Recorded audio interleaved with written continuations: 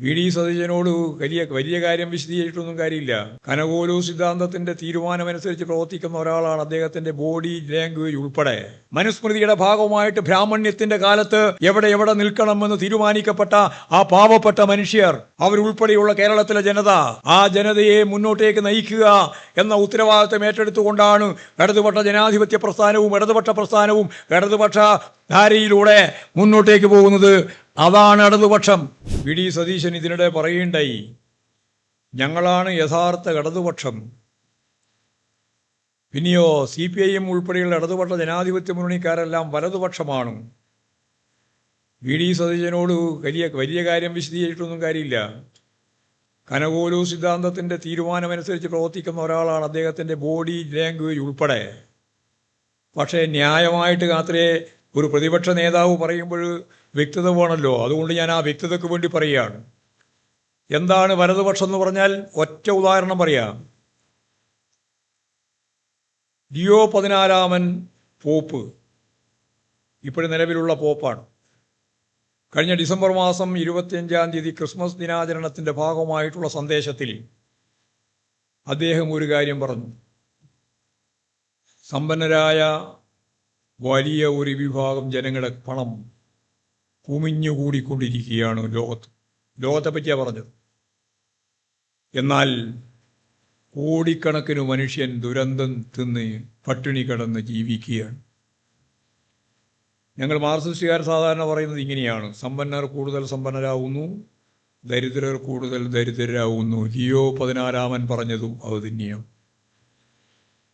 സമ്പത്ത് കുമിഞ്ഞുകൂടുകയാണ്. ദാരിദ്ര്യം ഒരു ഭാഗത്ത് വലിയ രീതിയിൽ ജനങ്ങളുടെ ജീവിതത്തെ കാർന്നു തിന്നുകയാണ്. ഇവിടെ ആരാ വലതുപക്ഷം? വലതുപക്ഷം വളരെ വ്യക്തമാണ്.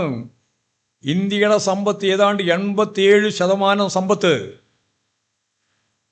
10% കയ്യിലേക്ക് എത്തിക്കാൻ 1947 ആഗസ്റ്റ് 15 സ്വാതന്ത്ര്യം കിട്ടിയ ആ കാലഘട്ടം മുതൽ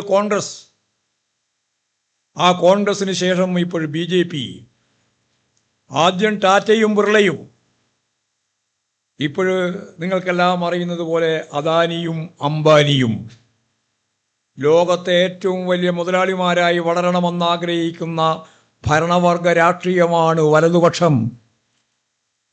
ആ വലതുപക്ഷത്തിന്റെ വക്താവാണ് വി.ഡി. സതീശൻ. ഇവിടെയുള്ള കോൺഗ്രസ്, ഇവിടെയുള്ള BJP, വർഗപരമായിട്ട് ഇവർക്ക് ഒരു വ്യത്യാസമില്ല. അന്നും ഇന്നും ഒരേ നിലപാടാണ്. വർഗീയത മേൽപ്പൊടിയായിട്ട് ഉപയോഗിക്കുന്നു BJP എന്ന് മാത്രം. കുത്തക മുതലാളിത്തത്തിന്റെ താല്പര്യം സംരക്ഷിക്കുന്നവരാണ്. ഭൂപ്രമാണിമാർക്ക് വേണ്ടി നിലകൊള്ളുന്നവരാണ്. വിദേശ സാമ്രാജ്യത്വ ശക്തിയുടെ ഫിനാൻസ് മൂലധനത്തിന് കീഴടങ്ങുന്നവരാണ്. ഇന്നത്തെ പത്രത്തിൽ നമ്മൾ കണ്ടതുപോലെ ട്രംപ് പറയുന്നത് മുഴുവൻ അനുസരിക്കുന്നവരാണ്. ഇതാ വലതുപക്ഷം. ഞങ്ങൾ ഇടതുപക്ഷം. എന്താ കേരളത്തിലെ ഇടതുപക്ഷത്തിന്റെ പ്രത്യേക മുഖച്ഛായ? ഞാൻ പറയാതെ തന്നെ നിങ്ങൾക്കറിയാലോ. ഞങ്ങൾ ടാറ്റയ്ക്ക് വേണ്ടി, ബിർളക്ക് വേണ്ടി, അദാനിക്ക് വേണ്ടി, അംബാനിക്ക് വേണ്ടിയിട്ടല്ല. ഈ കേരളത്തിലെ പാവപ്പെട്ട മനുഷ്യരെ ചേർത്ത് പിടിക്കണം.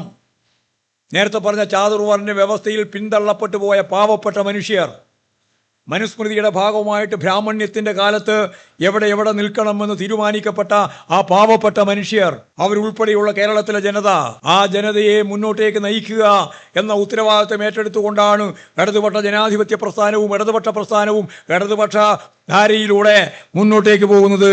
അതാണ് ഇടതുപക്ഷം.